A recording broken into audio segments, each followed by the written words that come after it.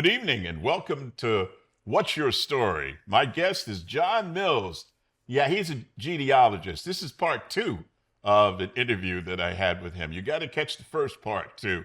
If you really want to learn what it's all about, what we were intended to be about, and how we can embrace each other and move away from this madness and get away from the lies and love one another as we were intended to do.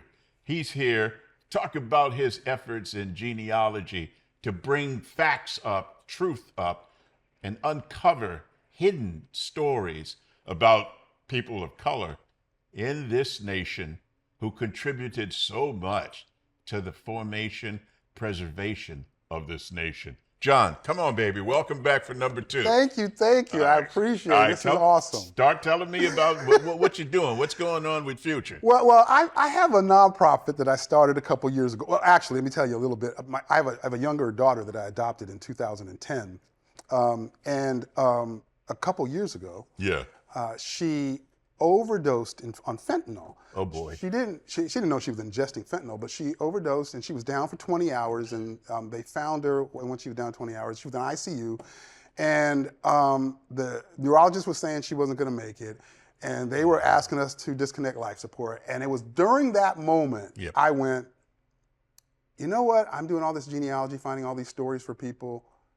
Let me create a nonprofit so that my work now will be in her name.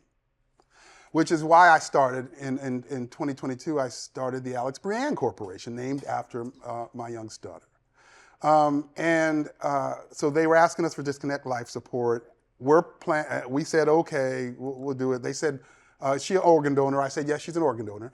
And so they said, well, we're gonna need 4 more days. We've got to test out organs, see which ones can go to whom. Yes. So 4 days from now, we'll have a scheduled disconnection of life support. So during that time, we're planning funerals. I'm starting the nonprofit. We're calling family. We're preparing everybody. Yes. And on literally an hour and a half before we were supposed to show up at the hospital, a doctor that wasn't even assigned to her calls me at home and says, she's tracking me with her eyes. So we're calling this whole thing off. They had already brought in people to receive her organs. Oh boy. They called it off. Yeah. And so over the next couple months, she slowly came back. And now my nonprofit, instead of being, a memorial to her, it's kind of a celebration to her. Celebration of miracles. A miracle. Absolutely. And so I took that as God telling me, yeah, you're supposed to be doing this and you are supposed to organize around this and this is what you do. So I'm very passionate about it. So my nonprofit finds those hidden people in the history of our state and in other states. I've done work in Baltimore and New Jersey and New York, but primarily in Connecticut, African Americans. And we dig into their history and then we find their current day descendants, give them that history back. And then we look for ways to inject their story into their community where they lived, worked, or died. Okay. Right? We just how we can do it. Sometimes it's street name changes. Sometimes it's a monument. Sometimes it's a mural. And one of those individuals was this individual by the name of Fortune. Okay. And Fortune was an enslaved man in Waterbury, Connecticut in the 1700s. He had a wife, her name was Dina. He had a son named Africa, and he had 3 other children, Roxa, Mira, and Jacob. He was owned by a doctor by the name of Preserved Porter. And in 1798, he was said to have slipped at the bank of the Naugatuck River, hit a rock, drowned. His enslaver, Dr. Preserved Porter, was there, pulls him out of the river and decides that his body might be useful to him. He could use it to teach anatomy.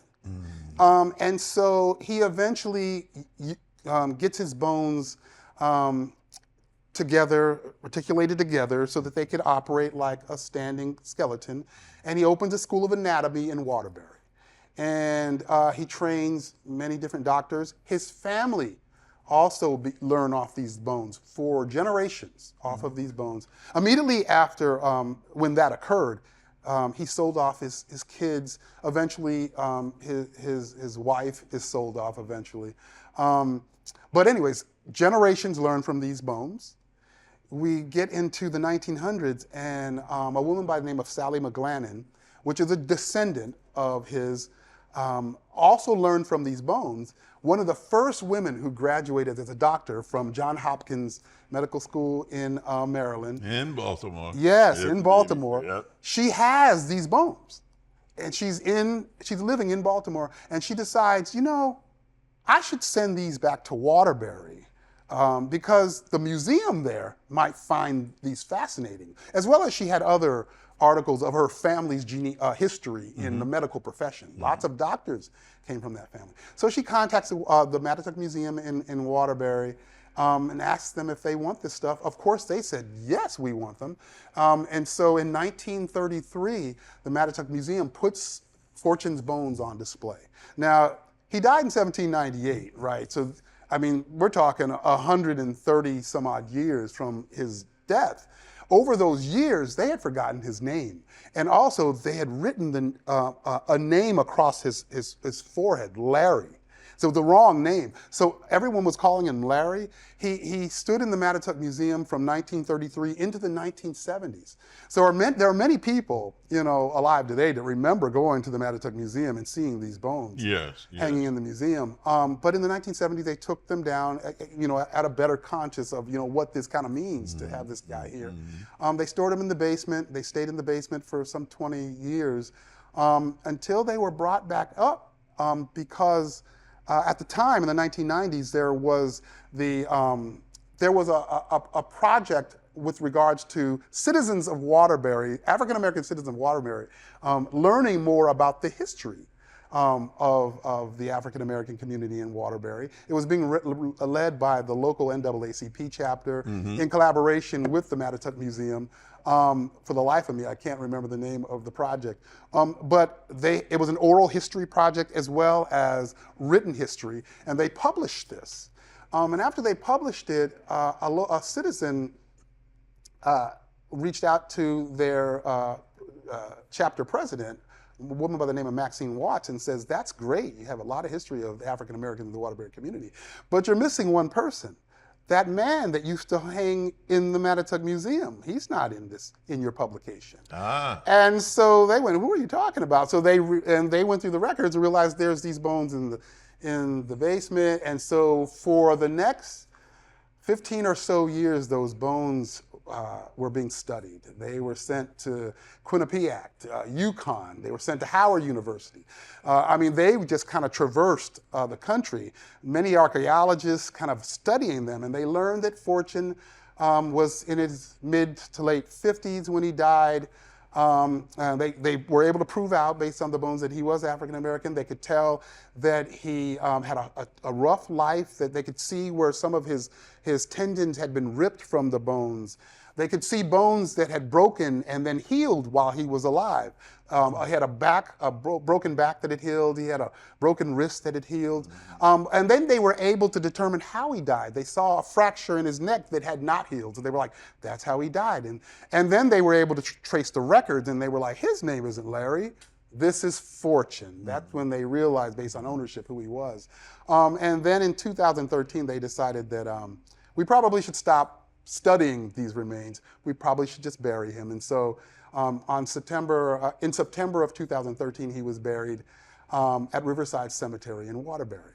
And so in kind of researching this story, it was just fascinating to me, all that they did to learn so much about him, and then the attempt to kind of honor his remains and bury him. But I wanted more. I was like, I see him, my reverence now, what I had learned about my own genealogy, and how I learned to kind of just revere these people that in life they endured to ensure that I existed today. I had this huge reverence for Fortune. So I kind of wanted him injected into that community, especially since I also had learned that his son Africa was assigned to ringing the school bell in Waterbury. I learned that prior to his death, Fortune had been baptized at St. John Episcopal Church in Waterbury. He had been baptized, record of him being baptized. I learned that Fortune had a home that he lived on, and we were able to trace exactly where that was. It's an empty lot today. So we knew where it was. Like, we had all this information, right? I wanted to, how do we get this kind of injected into the community? And so I started working to raise some money. I raised some $15,000 before I then reached out to a large list of people in the Waterbury community at the advice of Matt Conway of the Rise Up Group. The Rise Up Group is a Connecticut-based nonprofit that does public art. And he was like, John, if you want to do something like, we can get a muralist to do a mural for you, but you should get that community involved. So I reached out to the local NAACP chapter, to St. John's Church, to a bunch of entities in that community. Silas Bronson Library, Riverside Cemetery. I reached out to the State Historic Preservation Office, the Connecticut. I'm losing the name now. It's all right. But a list of entities, and they asking them all, will you be on a committee, a steering committee for me? I'm raising money, but I want this community to have say in, like, do we do this? What do we do? What should the mural look like? And so it's been a 14-month effort. It turned out to be a $30,000 mural. Of course it grows, right? Because why don't we do this? Let's put this in it. Yeah, absolutely. Right, and then also we wanted it to incorporate the current day people, not just fortune, but the progression into leaders in the community into the current day. The mayor's office was a part of this in Waterbury. They allowed us to use the North End Rec in Waterbury as the wall for this mural, and we got an artist. The Rise Up Group got us an artist by the name of Katiana Jarbath Smith, who was a Greater Waterbury native. So it was just amazing. She put together an amazing mural that's been completed that we're going to be unveiling and doing a dedication ceremony for on November 2nd. At 11 a.m. at the North End Rec. So we're ecstatic about this. Where is it? The address is 268 North Main Street in Waterbury. Okay. It's on the east wall of the North End Recreation Center. And what does it depict? It depicts Fortune. We kind of know what he looked like because, of course, there's no pictures. But when his skull was being examined, there were artist renderings of what he would have looked like. Yes. Our artist really kind of did her own reimagination of what she saw her interpretation of what he would have looked like. And so it's an interpretation of Fortune, as well as his 4 children and his wife. And there's a tree of life in the center of it. He's kind of looking up at the tree of life, and leaves falling from that. And on the leaves are the names of other prominent individuals in the current day prominent individuals in the city of Waterbury that were instrumental in getting the North End Rec to be. And this year is the 50th anniversary of the North End Rec. So their names are in that tree. It's like you're seeing like a progression of fortune into our current day leaders that we should revere.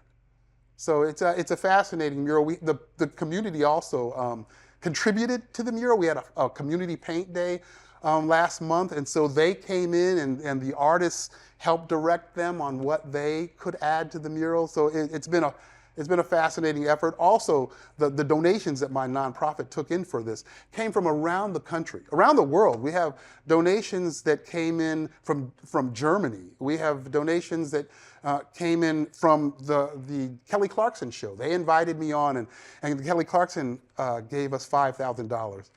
Aisha Tyler, an actress from Criminal Minds, she donated $5,000. So, I mean, this is like an international effort. Wow. So, like, we're really excited about And when is the date and where is it? November 2nd at 11 a.m.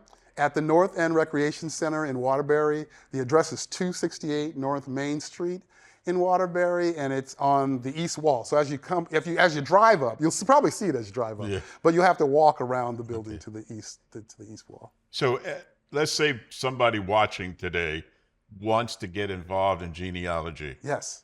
What advice do you have for them? Do you know if there's, like you learned from your sister, then you went and got a certificate. Right. So how would you guide them if they wanted to be involved in genealogy? Yeah. Well, two things. If they're looking for to just learn from a genealogical perspective about their own family, I think two things. One, find the elders in your family and interview them as quickly as you can. And get it down. Get that down. Get that recorded, videotaped, audio taped. Yeah, that history memory is going to be gone. Yeah. Invaluable that is, that my sister had the foresight to do that in the 80s it's and critical. 90s. Yeah. So that is critical. I would say that's the first thing. Go find those elders and talk to them in ways you may not be used to talking to them. Record it. But record what they have to say about what they remember, who the people they remember. Their experiences. Their experiences. But you know what? Yes. The older people in my family were often reluctant to talk about. Mine as well. They didn't want to talk about the humiliation and the degradation that they lived through. They wanted to. Oh boy, I don't want to talk. You know, like that. Yeah. We had a similar. I witnessed a similar kind of perspective, and some, like my grandfather. I just never learned it until he had passed, and others that knew him, who knew those stories, would then share them. So that's a common a challenge. But fortunately enough, there's a lot of things that we learned. I would say that's the first step. Okay. But I'd say the second step is generally at the state libraries of any state, they have individuals who are trained genealogists working there. Who will guide you? Who will guide you? That is an invaluable resource as well. Outside of course, you can always go online and find certified genealogists that will charge you to do this work. Yeah. But I would say start with going to your state library and telling them what you know, and come in with a question like, here's who my father was, or who my grandfather was, but I don't know who his parents were. Like, come in with specific questions. The census? Right. Yeah. Have specific questions and go to the state library and ask them. They are trained to teach you how to go figure that out. They will help you. I would say start there. If you're looking at getting into genealogy more as a profession, and outside of just learning about your own, I would say that the courses, many universities and many local organizations in your local community will get you started. Like in Bloomfield, I know they would have at the community center, I've seen advertised local sessions to kind of get you into genealogy. And so your community might have things like that. Okay. If you're looking to get you started, but as a profession, I would say, look for that or courses at universities. What was the most satisfying project other than with Fortune that you've taken on to date? I had an individual, his name was Alexander Newton. He had a book that he wrote in 1911, he published in 1911, about his experiences in the 29th Connecticut Colored Regiment. And more importantly, about his life growing up and who his parents were and how he became a minister in the AME church, and his life. He talked about this broad thing. But I was reading it just to learn about his experiences in the 29th Connecticut Colored Regiment, right? Yeah.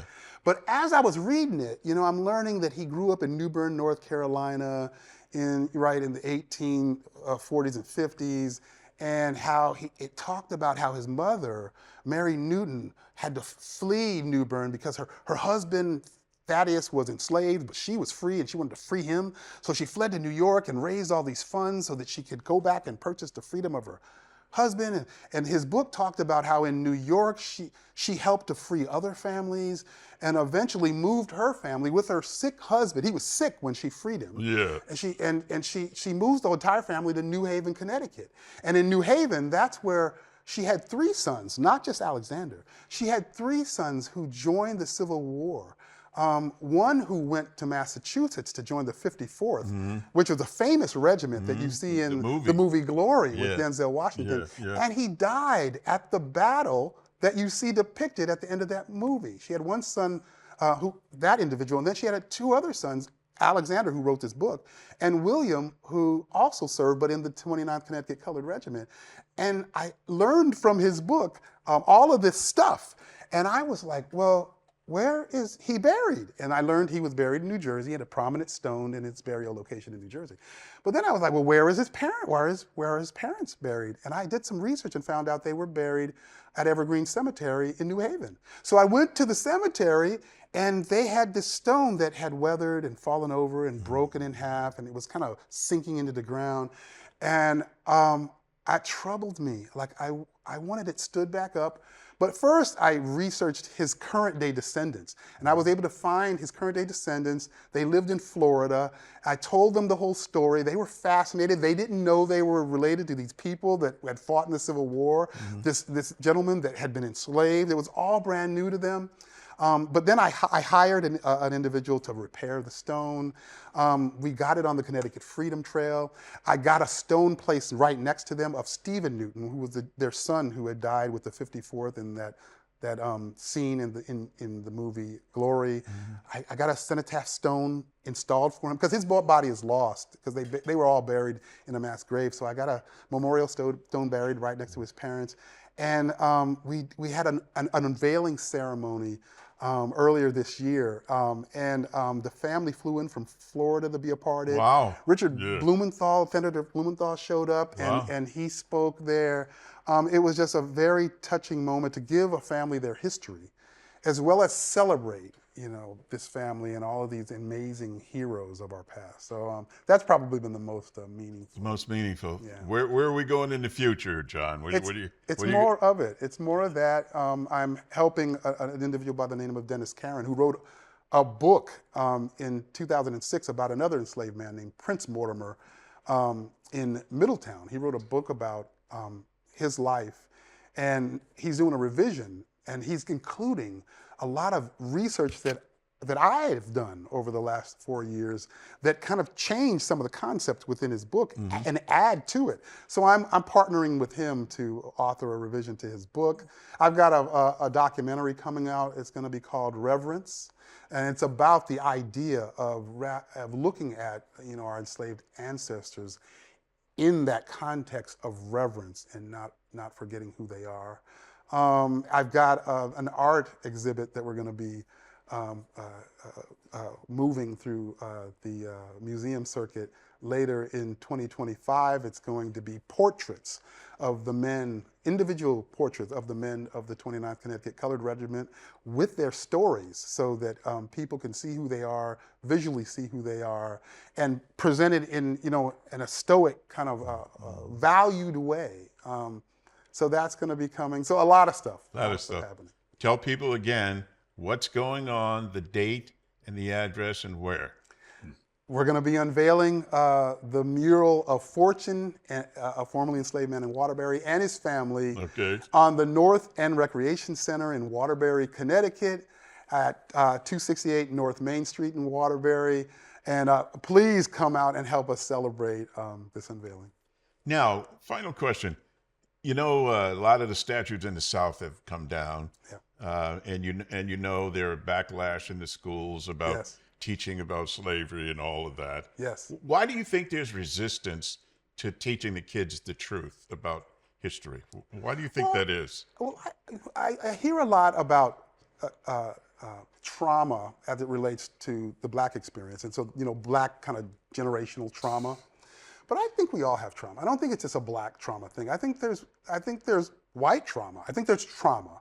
And I think that an awakening, an idea that you may be the descendant of an enslaver, or that you may, even if you don't know that, that you may have been in the center all this time while others have been at a disadvantage. I think those ideals invoke trauma. And I think that causes, I think that has caused a limiting of what is taught, a softening of the history, a complete changing of the history over many decades. And I think that still occurs today. It's like an intent to limit that or push it aside or not even tell it right, soften it. So you said trauma. I think it's a trauma that causes that. I don't think there's just a Black trauma. I think there's broader trauma that all of us have as Americans relative to our history. And I think some of that causes what we see.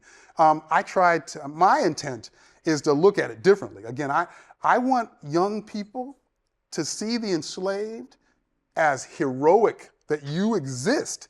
They lived and survived that So, and now you are able to talk to me because they survived it. And I just can't imagine today, these enslaved people, all that they may have gone through, the mindset of one day someone would not want to remember me. Like that idea throws me. I think we should try to remember them. I think we should try to learn who they were. I think we should know what they endured, because that gives us something to revere. I talk about this a lot of the lectures I give. Like if I told you I ran a marathon, if you don't know what goes into training for a marathon, you may not know that it was a big deal. But if I tell you about all the 3 a.m. wake-up calls and all the blisters and all of the aches and pains, and if I tell you about the dehydration, how grueling it was, if I tell you how tough it was, then you go, "Oh, that's you! Oh, that's you are amazing." Yeah, all right. If you learn about what these people had to endure,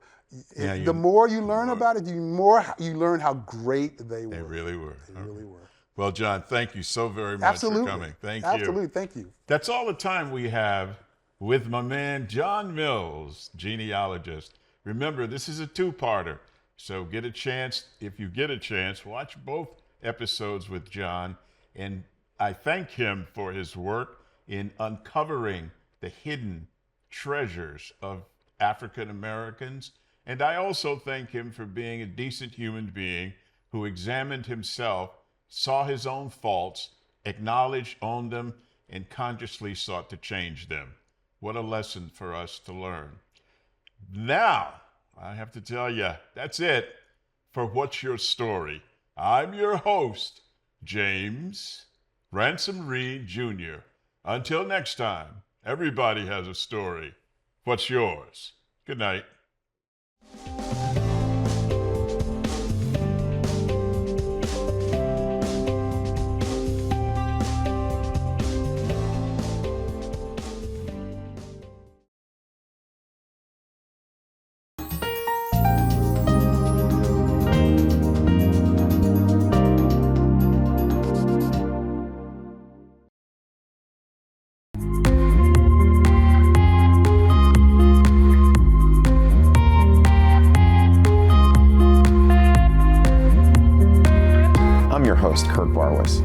Today, I have a very special guest, Dr. Andrew Lynn. Hello, and welcome to another episode of the Veterans Corner. My name's Chuck Wooden. Decision for ourselves for this week, if we want to be made well. Hi, welcome to the crack of dawn. It's Dawn Lombardi. I'm starting the painting. It's going to be the clips with some water. Love it. He took me on the sets of Lost in Space, Batman. Everybody has a story. What's yours? Until next time.